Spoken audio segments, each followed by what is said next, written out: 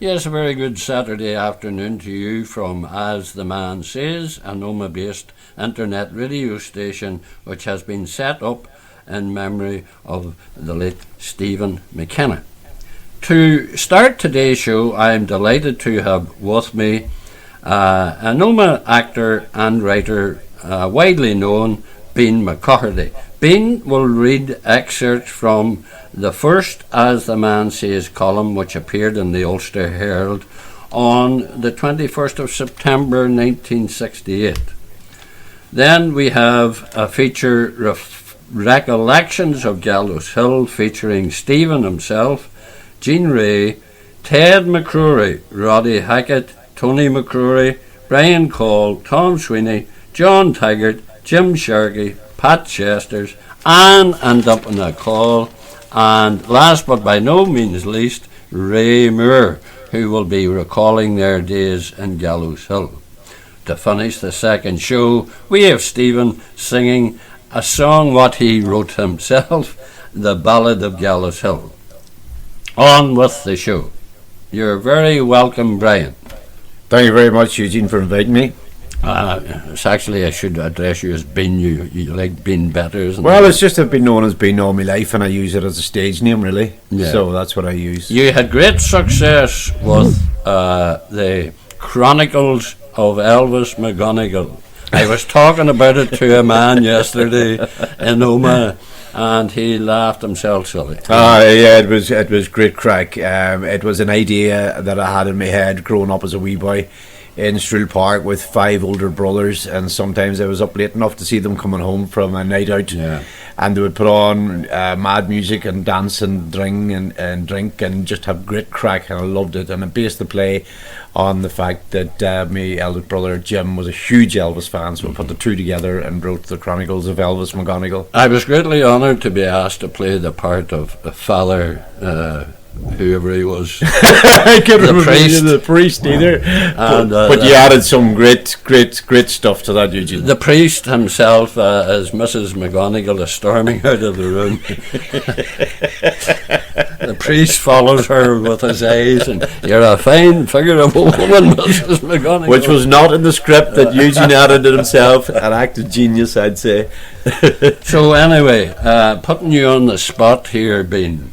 What are your recollections of the late Stephen McKenna? Well, I met Stephen first as an 11-year-old at the CBS in Oma, and Stephen was my English teacher. I think he realised from pretty early on that academia and myself were not going to be the best of friends. So I did my minimum for him, and he respected the fact that I'd done my minimum. After I left school, I did bits and pieces, but one Saturday evening I was coming home from the pub. I had a few and bumped into Stephen McKenna. He says to me, "Young fella, did you ever think about doing any drama?" And I says, "Well, actually, as it happens, Mr. McKenna, or Sir, as we would always refer to him after school," I said, "Actually, I have. I've often thought I'd love to try it, but I don't know where to turn to, who to go to, who to ask." So he says, "Come with me, young man, on this following Sunday afternoon. We're going to have what is called a reading of a play." He says, "You look about the same size, or you look about the same age of the character I have in mind." Now, I had no idea what the play was, but we sat down to read this play myself in a room full of people, some of whom I knew, some of whom I did not. But anyway, he says, "Would you mind reading the part of Brendan in this play called Borstal Boy?" So I sat down and tried a Dublin accent, couldn't do it. That took a few weeks, but as I was reading through the play, it occurred to me that this Brenton character was in it quite a bit. And after 2 or 3 years, I realised that the Brenton character was, in fact, the lead role in Brendan Behan's Borstal Boy. Yeah. It was a huge challenge, and Stephen encouraged me every step of the way. He gave me little ways, little tricks to remember long passages. And he also instilled in me the importance of not only remembering the long passages, but the very short ones too. The very short ones are equally as important as the long passages. Anyway, after a few months of rehearsal and getting what was a half decent Dublin accent on the stage we went. And this was all new to me, and we'd done 7 nights in the old Omagh Town Hall, sell out every night, and it was the first time I had ever encountered a thing called a standing ovation, which we all received at the end. And one of the abiding memories I have of doing Borstal Boy was I had an outburst at a priest who had come to tell me my wicked ways should stop and stop supporting this terrorist organisation. I lost the head with the bishop, and with some flowery language, I told him where to go. Then another member of the cast came in and assaulted me brutally. I think it's called... it's a style of acting in which you don't act anymore. You become your character. That character was a prison warden. Being portrayed by Mr. Eugene Floyd himself, in which he kicked the absolute crap out of me on the stage. But I had no complaints whatsoever, because had it been me, I would have done exactly the same thing. You can't pretend to kick the crap out of somebody on the stage. Does that come under the banner of method acting? That's what I was looking for, Eugene. Method acting was the first time I come across it, when Eugene, thank you, kicked the blue out of me on stage. Fond memories of that, and absolutely. And Stephen, he played the old Behan. That's right. Young Behan. That's right. And I remember Psyche Moore, Oh. the late Tommy Moore, in the sewing room scene. And Mr. Whitbread, the prison officer, every time he'd move, that was Tommy Moore whistled that. I'll tell you another story off air about Tommy Moore that I found out. I know many stories I could say off air about Tommy Moore. The town is still in a state of shock, and it's nearly a year since its passing.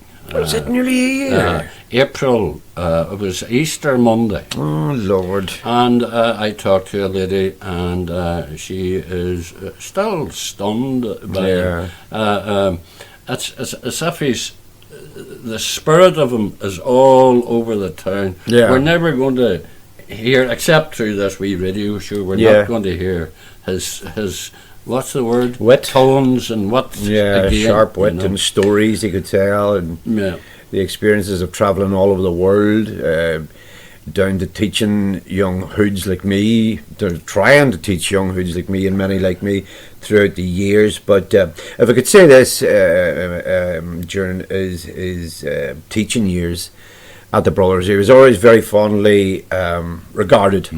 And as you say, when Stephen passed away, there was a tremendous shock amongst all his ex-pupils, as well as those who held him dear as a friend and a colleague and as a comrade.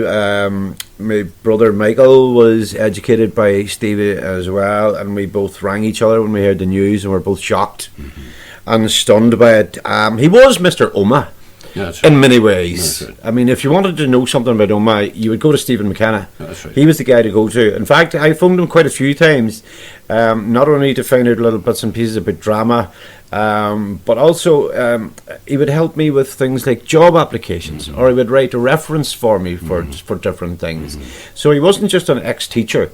I enjoyed every moment of the drama with him after when school had been and gone. And I enjoyed his company as a friend and as a very learned gentleman, and with such deep respect for everyone that he encountered. Didn't matter what you were, who you were. No, not in the slightest, not in the slightest. And when I left Stephen's theatre company and joined the Omagh Players, he wished me nothing but the best. And any time I would bump into him subsequently in my Omagh Players years, he would always know exactly what I was doing and what I may have achieved on the road in competition and whatnot. And he was always very pleased to hear that I was still at it. And as I say, if it hadn't been for Stephen bumping into Stephen that Saturday night after a few drinks, I may never have tread the boards ever. So there you go. Fair play to Stephen for everything he done for me, for you, for everybody that knew him. He will be long remembered, and as I said to Roddy Hackett, as long as I live, he will never be forgotten. No. I love the man. And you just uttered the very words there that Paddy Laird said on the stage of the town hall. Paddy and Stephen were both MCs for the valedictory concert in the town hall. Yeah. 1997. Right. And Paddy Laird was introducing McKenna, and he says, if there's anything you want to know about Omagh, you just have to ask Stephen McKenna. Well, that's and it. with that, McKenna came out. How do you see him? You're going to read a few extracts from As the Man Says, the first As the Man Says column that appeared in the Herald, dated the 21st of September 1968. Indeed, Eugene, yeah. You go ahead in your own good time, Brian. Okay. Stephen has called this one Bread and Circuses. The ancient Romans were great men for bread and circuses, especially circuses. The people of Omagh have had a fair share of them this last week as well. Apart from the traditional sawdust and spangles presentation of John Duffy, there was a less conventional but no less spectacular entertainment staged by the army over the weekend. There were men jumping out of parachutes, lapping at Irish dances, leading round wolfhounds and playing bang bang with great gusto. But the darlings of the crowd seemed to be the French soldiers. These long-suffering and good-natured Bretons were accosted from all sides by students, seasoned continental travellers and Linguaphone subscribers, eager to experiment with smatterings of phrasebook French on their unfortunate guests. Oh, it was a grand day for the old parlez-vous, all right, and doubtless our guests assumed, in many instances, that they were being addressed in the Gaelic, or maybe Scots-Irish. Which reminds me, Robert Emmet once told Thomas Moore, they were old Trinity mates, that if he had the Little Red Fox as a marching tune, he would have 10,000 men marching behind him. Now this was around the time of 98 Rising and Wolfe Tone and God knows how many others were after the Bowl Napoleon to come over and lend a hand to the old cause. Better late than never, for last Saturday the French Army Band played the very march, better known on Maudra's adaptation as Let Erin Remember. If they keep that up, they'll be having their passports looked into. There's another little classic here now at the minute, Eugene, which sort of resonates with me. It's about the litter in Omagh. Omagh has been much criticised of late for its untidiness. Prominent civic dignitaries have protested vehemently, but the Ulster Herald, its finger always on the public pulse, reports in its leading feature that Omagh regards criticism of its appearance as amounting to slight. Well, that's telling them. Stormont. The upper chamber at Stormont has been much exercised of late in debating the educational competency of the Ulster specials to administer the breath test.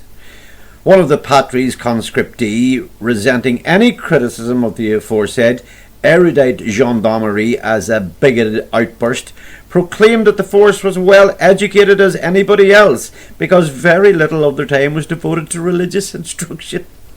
Is nothing sacred? Have the tentacles of 20th century materialism stretched into this God-fearing province? Has secularism undermined the very bastions of our orderly society? It is a chilling thought that when you're asked to blow through the tube, that the officers in charge, thought resplendent in humanist philosophy, may not have the strong moral fibre that only religious instruction inculcates. It is right. Is it right for a Christian country to have these unspeakable rituals imposed upon men of questionable religious knowledge? Now, poets and their poems. Omagh and its surrounding district have been famed far and wide, as the old saying has it, in song and story. Poets, novelists, ballad makers have celebrated the charm of the areas in their works. W.F. Marshall and his evocation of Mullingar, Frank McCrory's whimsical salute to the Killyclogher burn, Felix Kearney and the old Dromore road from Omagh to Dromore. A recent important poem by John Montague reverses Kearney's sentiments in more ways than one. The poem, entitled A Hymn to a New Omagh Road, lists the mutilation of the countryside for a few miles of stone and exposes the absurdity of progress. Mr. Montague is a poet who commands an international response to his work, and the poem will doubtless add to the fame of the area, but for all the wrong reasons. It's a sign of the times. You see, planning and construction have so little regard for aesthetic considerations that before long Omagh will be indistinguishable from Axel, Arizona, or Salford, Manchester. The next generation may well wonder whether the renowned beauty of the district ever existed, and this is an area designated as one of outstanding natural beauty. Natural beauty? How are you? Now, this is the era of the protest march. Protest march. In Chicago, objectors to the Vietnam War tussle with the city police. In Prague, Czech students sit in front of Soviet tanks. In London, demonstrators implore their government to mediate in Biafra. In Dungannon, citizens demand civil rights. In Belfast, a group of matrons parade with placards and banners. And the cause of this disquiet, the enforcement of the law governing bingo. Isn't democracy the grand institution? None of that carry on in Russia, you'll find. If you don't like the bingo laws in Russia, all you have to do is play Russian roulette. And finally, Yes. overheard in a John Street snug. Who was that lady I saw you with last night? That was no lady. That was a policewoman. Mr. McKenna, I salute you. Thank you very much for that, Ben. I thoroughly enjoyed our time together on this, the second show of As the Man Says. And maybe at another time you'll come back and read for the listeners again. I certainly will, Eugene. It's been an absolute privilege, and I'm very proud to be part of this memorial too, Stephen. I think altogether we've done 4 plays together. Yeah. The Green Fool, Round Up the Usual Suspects, Borstal by of course, and a few others with the incredibly talented Tommy Moore. But I think without The dog hunters. and the dog in the Green Fool. Now, Tommy, all you have to do is stay behind stage and bark. Just go. Ruff, ruff. That's all you have to do, Tommy. So we're in the middle of the play, and it comes up for Tommy to start barking. Just 2 little barks. Tommy's all we need.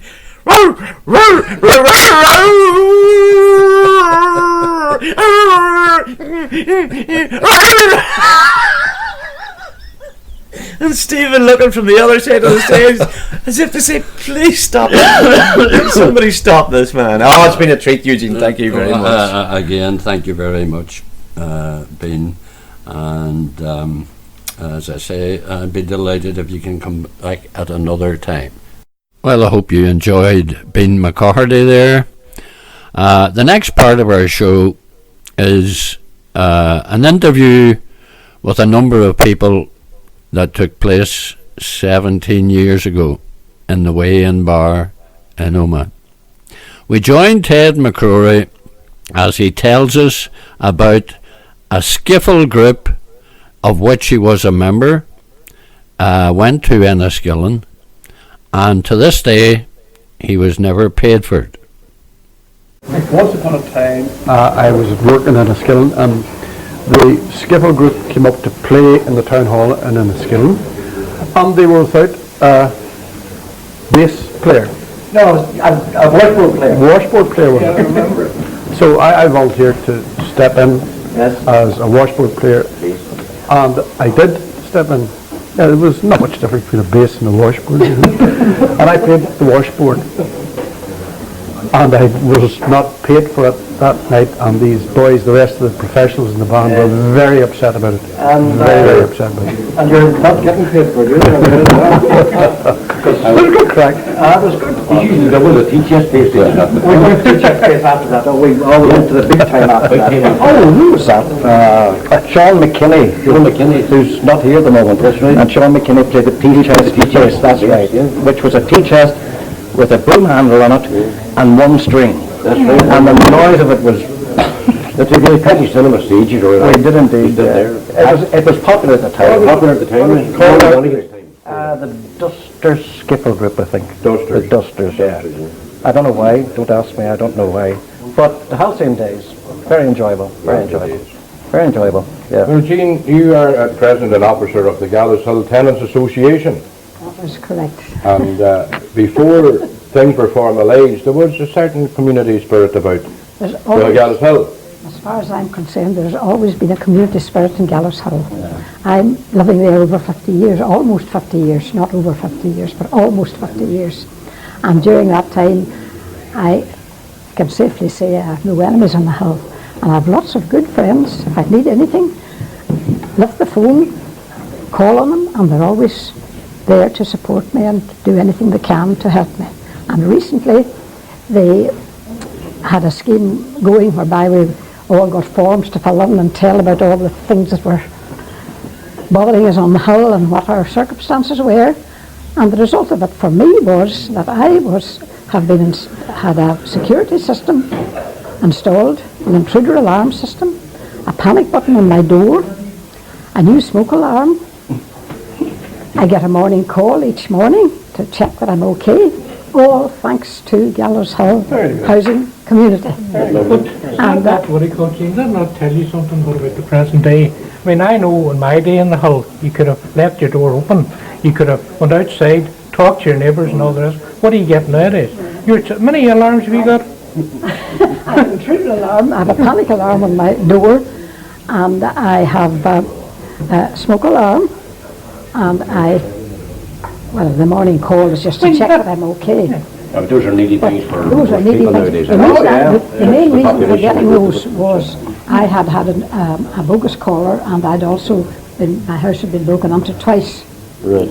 Since I've had that installed, I've had one or two alarms went off accidentally, but nothing. But there's always been somebody to respond on each occasion before I knew it. Well, I'm not going to go back to steal out of your house anymore. Definitely not. You won't get in. Definitely not. I won't get in anymore. No, I speak too highly of our local housing association. Right, there you go. What about you? Have you any recollections that stand out? I do remember a family that lived in Glenview called the Taggarts. Magic men and females they were, but the old man himself and his sons used to disappear occasionally. Maybe I think maybe it was once a year, possibly twice a year, and they go down the west of Ireland and they would purchase hundreds and hundreds and hundreds of either donkeys or goats, and they would walk them from the west of Ireland to Omagh. And before that, where the dump bank was then, there was a big green field, and they would park them there for maybe a day and a half before moving them on to Belfast or Larne. I think they shipped them across the water. But they did this on a regular basis, and it was a fascinating thing to see hundreds and hundreds of these animals sitting in the middle of Omagh town, more or less. Once upon a time, after they brought a herd of goats up, I remember old John Taggart. He was the patriarch. He gave me a goat. He gave me a small goat, which I tethered out in the front garden. And of course, my parents didn't know anything about it and said, "What's that goat doing there?" I said, "It's mine." But very soon it was not mine, I can tell you. It disappeared. But they were magic people. And I understand Charlie Fox, who has the shop up there now, I think he is a relation up there. Yes, that's right. Tremendous stuff. Jameson, the late Jack, the great footballer. They're all good Jacks. Jack's father, one of them. I remember the donkeys and goats myself. They do well. Separating the sheep from the goats. We're talking about the dump bank now. It's built over. Roddy Hackett would remember it well, the dump bank. Yeah, I mean, we used to always think it wasn't the size of a true football pitch, but to us it was magic. I mean, the amount of football matches were done up there was unbelievable. And my most vivid recollection was in 1966 when the World Cup was going on. I remember like Tom Sweeney was here, Jimmy and a crowd of us all going up to play football matches. But the only thing about the Dunbank football pitch was if you stood with stars present at your back and you looked, there was one goal was on your left hand side, the one on your right hand side, unfortunately, if somebody had a good striker and had a ball, you had a right run away down the hill to collect the ball again. So anybody that was doing goals didn't like doing goals on that particular end of it. But it was magic. The amount of people, great footballers that we were then, we were the Gallowshill and the Eusebio and the Kelly of our day. I mean, we all adopted their names when we played. What happened? I went to see them. Woman. Great players. Through the door, yeah, brilliant. Brian, you were always a great man for bicycles and push bikes and motorbikes and going on them and coming off them. Oh, yes. Too. But do you remember anything of that? Oh, well, the hill to me was Open playground as it was. we talked for hours. Remember, there was one pole in the middle of what we called the green, and Billy Bolton was a car wheel on the top, and there was ropes tied to that, and he swung around that. That's before they put up the other seesaw type modern things. And like Ted mentioned earlier, I remember all the donkeys and the goats was a child, and they used to punch them along with it. He said sold to God knows where. Belfast was further to be. But the bikes to me, I was, and if you bought a bicycle or get a second, I bought a second hand bicycle in the Custom Plumber for £2 in 1853, and I have it yet. Really? I still have the bike. I cycled to Madone that bike, I cycled to Portstewart once, Dublin once, in 1958, and I made it, I don't use it at all for the last 40 years, I've been on the road, but I still have it in the shed. It's cleaned and ready to roll, and I keep it in shape. Right. I remember, of course, when I got interested in the motorcycles, the thing there was the 2 pegs and a cigarette pack on the back wheel, give you this wee bit of sound in the back, like, and the gate. Like you were jet juke. Some of the early days, but the whole concept of, as you said earlier, about the relevance and importance of companionship within, and persuasion didn't come into it at all. It wasn't mentioned, and everybody got on it. And to me, it was a lovely time to grow up. Beautiful time, late 40s and 50s. So Nick, you're chatting about various people. Stephen, you wrote a ballad one time called The Ballad of Gallowshill. Yes. Any chance you give us a quick verse of it? I'll give you a verse of it. I like that. Aye, how do we see it? Where was the what look at? In my memory I do sometimes see my own sweet only town, with its stately spires and friendly fires, and fine houses long pulled down. But in my native sward, in the old west ward, one place haunts my memory still.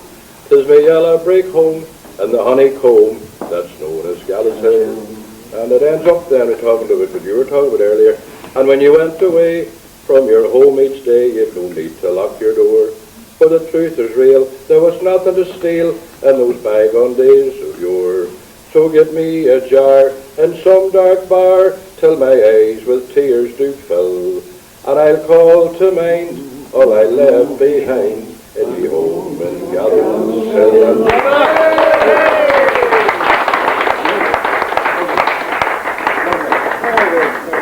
Do you remember Christmases on the hill in the past? Christmas Day. Oh, indeed. Everybody was dressed as cowboys.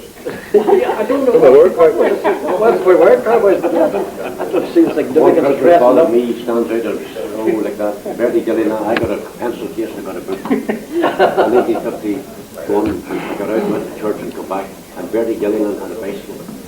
And he was the only one, no, how did Sandy bring him the bike? There was only 3 in the Gillian family, and at that time there was about 8 of us. And I couldn't, Daddy was a carpenter, Mr. Gillian, with Chester Lloyd, lovely man. And I knew not about money or the cost of what. All I knew, Sandy brought the bike and brought me a pencil case. And it spoiled the whole Christmas. And my mother promised me, oh no, you're a good boy, next year you'll get the bike. And 2 years later, or the following year or 2, I got this second-hand bike from McCusker the plumber, and I have it yet. McCusker the plumber? Eddie. No, Eddie had the bike, it was his own bicycle. And he had upgraded himself to a 4-speed or something. And I got it. I was getting this, the no gears, straight bike through. And I have it yet. In fact, the bulb is still in the dynamo, and the front bulb and the headlamp is still working. You have to pedal very hard to You've had it spin the front wheels from dynamo. On comes the dog and hasn't been out the road for 40 years. Sure, careful. God, you've nothing when you're growing up. Correct. Down below here, there used to be the old Labour Hall. We mentioned it earlier. And the old bingo. And boxing and God knows what went on in it. They used to rehearse the old pantomimes down below as well. We rehearsed all over the town. And Frank McCrory, whenever he's overture, now is the time to banish all cares, chase all your blues away. Now for a cheery evening prepare, singing, dancing, pantomime gay. To entertain you, we'll do our best. And just before we start, we welcome, big and small we welcome, one and all we welcome, you with all our hearts. Then when it was over, rather, more rose. Now at last our pantomime is ending, now from all our friends we have to part. 'Tis our wish that none has been offended, we have tried to please with all our hearts. It will help you to forget your troubles, made you gay and happy, made you smile.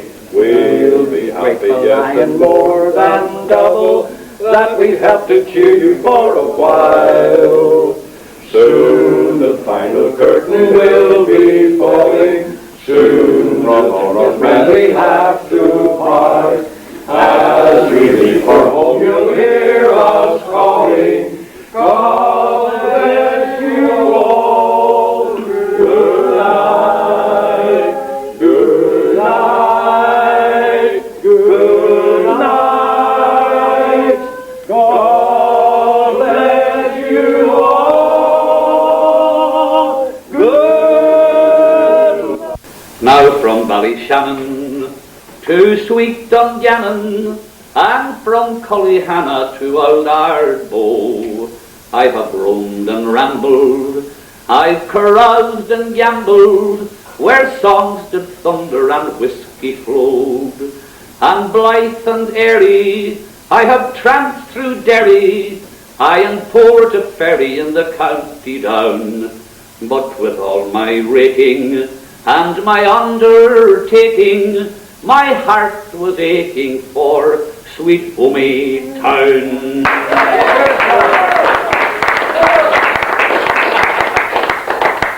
Well, that's Omie Town. Here we are sitting on the Gallowshill.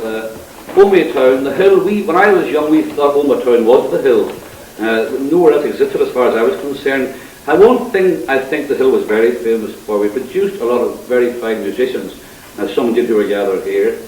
I'm trying to think the reason for that was because of the numbers of young fellows who joined the band here. Ray, you were in the band as a young man, weren't you? That's right, here at St. Eugene's, I played trumpet.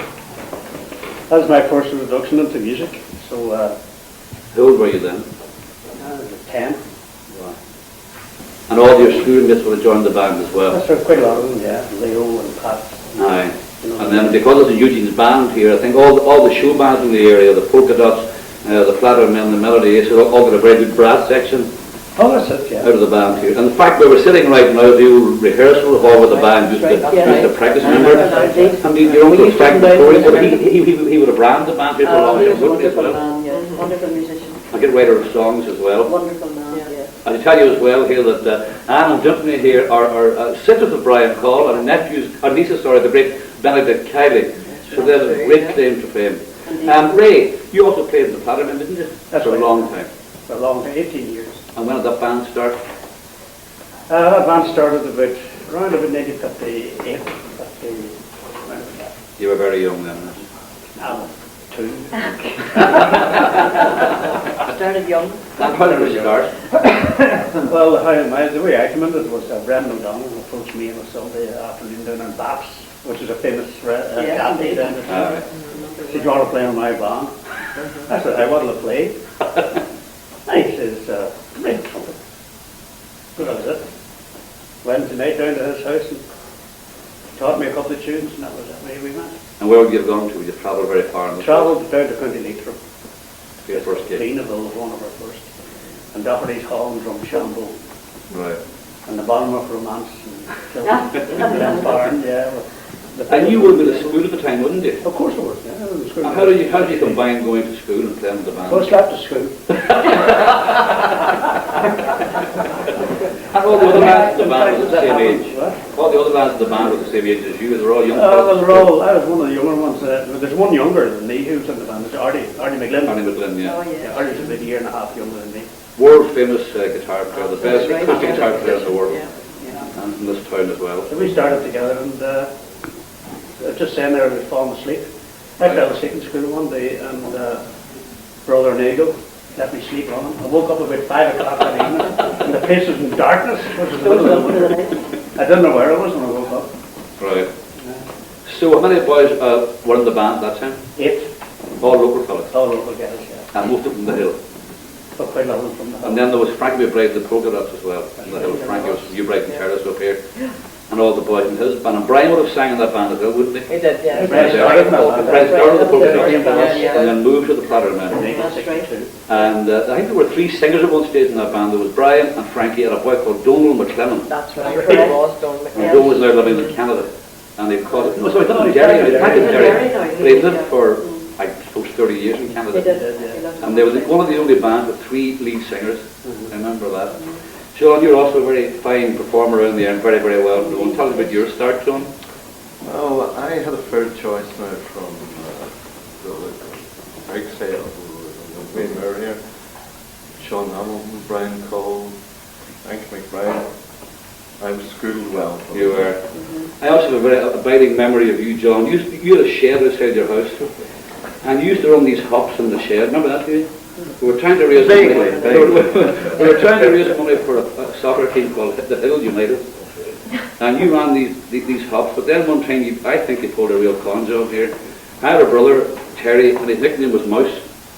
And John put a sign outside the door, and all these wee waves were giving him threepence. And the sign said, "Come in and see the biggest mouse in the world." And Terry was in the box. They all did the lid. Terry jumped up, and that was it. John, I give you 6 months. I owe you that. He was open the bag. And John, you spent a lot of time in America as well playing. I didn't do a ton, yeah. In Chicago. But I was destined to run the family shoe repair. Right. Family business. But I give right well of my time to music now. And you still play regularly all over the place. You go to England occasionally still? Indeed, England, Scotland, on down south, of course. And I also mentioned, while we're talking about the Gallowshill music, our great Gallowshill choir here. That's right. You know, people might know that, but this is the only club in the world that I know has its own choir and its own band. Male voice choir. But there's a male voice choir. It is a male voice choir, yes. We're now working on the constitution to bring in ladies. There's no ladies in the choir. That may take a while. And we do shows here twice a year, and all the lads are involved. Pat, you're involved as well. Yeah, very good. And your family would also have been very much associated with the Eugene's band here. Yeah, the whole family. Your uncles and your dad. I was the black sheep. I wasn't allowed to go. Why? I wouldn't go to practice. You wouldn't practice. You didn't want to commit yourself, pal. But you were also very much into sports, you see. Yeah, football. When I was a young lad, this is sort of a very faint memory of a Gaelic football team called the Geraldines. Yeah. Tell us about them, Pat. Yeah, we were a good bunch of lads at that time, in the 50s. Paddy McGill started, Jimmy Mons. That's all we did in them days, was play football up against the gables of the houses, And we had no leisure centres or soccer places or anything to go to them in them days, And would you have played in some sort of a league? Oh, we did. We played in the local juvenile league. It was run by St Hender's run it, the local GA club here in town. They ran a little juvenile league, and we were one of the teams in it. Aye. We were a very good team. Alan, gentlemen, you were reared in Westview, in Westview. Yes, Westview, yeah. And Ray was in Eastview, I remember. He was in Eastview. I remember the day that Ray moved into Eastview Terrace. People all moved out, didn't they? All the people all moved out. I remember when Ray moved into Eastview. And I know you had some great neighbours in the hill as well. Wonderful neighbours, Tell us yeah. about neighbours that you had. Wonderful neighbours. Characters. Bobby's an open door and Hannigan's, yeah. The McAshee sisters. Henderson's. The Hendersons. Yeah, wonderful neighbours. Mrs. Wortherington, who lived down on the Fairmount Terrace, was it? Yes. That used to have a little shop in her front room That's selling right. correspondence. It's only old people like me remember that. She had a little shop She in went the off living to room. live in America many years ago. Well, and yeah, some great characters in the hill. Well, when we were Good little, old there neighbours. wasn't no electricity up there, because Right. it was the gas lights. Right. And we used to have our swing on the gas pole lamp. at the end of the Aye. Westfield terrace on the ground. The gas Because light. between where you lived in Eastview and where you lived in the Yeah, West, there was a that's children's There was playground. a playground in between, yeah. And there were 3 swings and a Not roundabout the and a start, but seesaw. three swings, Right. Yeah, I remember that being put A there. boat, swinging boat. Aye. And And I read a book with a character called Eugene Sharkey would come down. Eugene was a wonderful. Eugene and Mary Mary McGinnis. They would sit McGinnis. in the seesaw for hours They and hours sit on all weathers. in the rain. Yes. And sing. And I remember you Yeah. come into our house and we'd go sitting watching the TV. They'd walk in and just put the TV off They would- and start playing the That's woodworking. right. We had Every to door listen- was open to him. we had to Came listen into to any music. house. That's right. Eugene loved his Barmars. He did. Always a Barmars. Great, great character. Really pleased. That's right. And Jim, you're in a big wig now, and thanks be to God you started this year, the Gallowshill Community Association. Tell us about that, That's Jim. great. We were going about, we're going 2 years this September. The reason being we started was there's a lot of break-ins in the house and stuff like that, so we decided that the elderly is going to be looked after. We want to bring things back to the way it used to be. We want a happy hill again, you know. So Right. we put on a certain amount of alarms and that there, so put 14 of them at the minute, which we got free of charge. Actually, the charge them was £500 each, but 14 of them to focus and kind of we work with in the town here. We're having a fun day now in a few weeks' time. Right. So we see all our guests and all up there. We're going to have a karaoke and yourselves, John, and hopefully and all coming to play at it. And not be a late session, it'll be early evening, but the way things are now compared to years ago, we could run on to 3 o'clock in the morning, a bit of trouble, but the way things are now with young ones and alcohol, we can't take that risk of going on too late at night in the darkness. Right.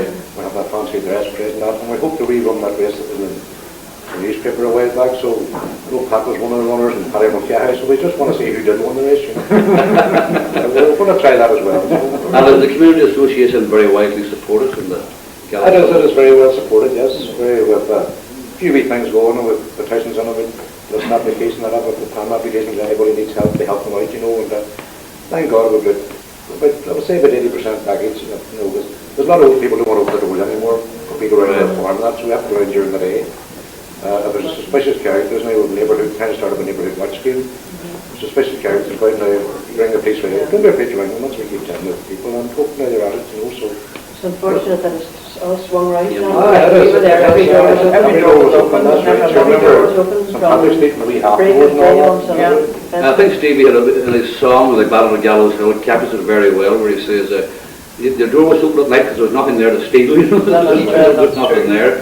We were all railing the clippings of tin, as they used to say. I was saying earlier on about breakfast cereals and all that, the kids now, the variety packs and all this. We used to get a thing called tomato. It was crust of bread and hot water and milk and sugar. And That's true. I remember myself. Used to mix it. It was good as any supper, you know. But I remember, I always thought that the Gallowshill, in a sense, to me, was always like a mingling or coming together of the country and the town, because where we lived on Fairmount Terrace, literally outside our front door with the cow pens. That's right. And you wake up on a Tuesday morning, the wafts of cow dung coming in your Yeah, window, cow dung, had your breakfast, you know. But then you'll go and see some of the old pictures in the picture house there, cowboys, rustling steers and rustling cows. You get back home, and then you had all these cows to play cowboys with, you know. I remember skiing school, and myself and my brother were kind of stupid. We skied school in the cow pens. And my mother watched us all morning out the window. We get back home at lunchtime, so they said, yeah, good day at school, we did. Because I saw you in the cow pens the whole morning, you know. And I remember one time, I thought to my father, if I ever catch you singing on the bar, he said, I'll break your back. So myself and my brother Frank were around delivering newspapers on a winter's night, and it was a fair day in the Gallowshill, and we went to Johnny Gallagher's pub in John Street. And I sat in the stool, and some boy said to me, give us a song. And I started to sing. I looked round, my brother Frank was round with a hat. Little wee boy, when all the farmers on, they were putting in threepence and sixpence. We ended up with 10 shillings or something. We couldn't bring it home. So we buried it down behind Barney Maguire's church, as I call it over there. And we got back this day, it was gone. And I always thought that the cow pens to me was what the whole was all about, because that's where the sort of central area was. Yeah, maybe people standing. Remember the fair days, do you? I do indeed remember. And people standing out in the commons there, dealing and a wee man making tea beyond the auction pen, the wee tent. Remember that? Was the strongest tea in Ireland, so it was. And then you went off to live in England, didn't you? For a while. I went to live in England for 43 years. I lived in 43 England. years. But I was You must have 19 lived when I very left the young, hill. didn't you? So I left from the hill to go. So I never knew anywhere else to live. Right. Lived in the hill. But I remember these off that some of the old characters like Trot and Biddy used to come down from Finton on a Friday, begging around the houses, and people didn't have anything to give her anyway, but if you didn't give her a halfpenny or something, she cursed you, so everybody felt they had to give her something. That's right. You mean her as well, did you? Sonny Wallace used to come for the brock. Collect the brock. And He the did old indeed, drop cart. yeah. And he was another old He was a character. great character. Yeah. There's an uncle of mine actually, Sonny, and That's right, you were saying. he's from around, but he's left me at school. I had no time without church. Ah, memories, memories, memories. That was an interview recorded some 17 years ago in the Way in Barnoma. I hope you enjoyed our second show, and we finish it off with Stephen McKenna himself singing a song that he wrote, The Ballad of Gallowshill. We'll be back on air again on the 1st of March, and I do hope that you tune in. And all I have to say about the hill encapsulated in a little song that I wrote some years ago, mostly in the elbow bar, waiting for a pint. It's a right for instance, Peter, that I'll sing it for me and Violet and good ladies of Gallowshill who I see here tonight. Right, can we get back to the Ballad of Gallowshill?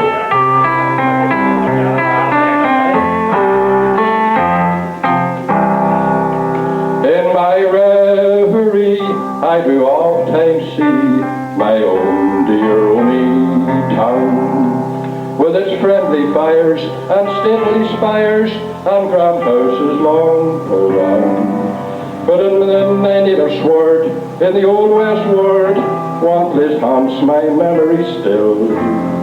'Tis my yellow brick home in the honeycomb that's known as Gallowshill. You just turn your feet from Old John Street and you'll find it close to hand.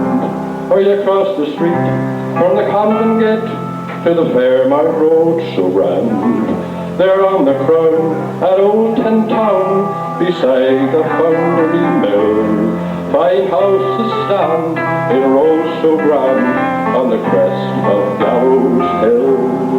And I well recall the Labour Hall, and I see through memory's lens where we came from school and played the fool around the cattle pens. The shop on the street where our gang used to meet with Mick Smith beside his till, selling single bags and lucky bags to the kids from Gallowshill.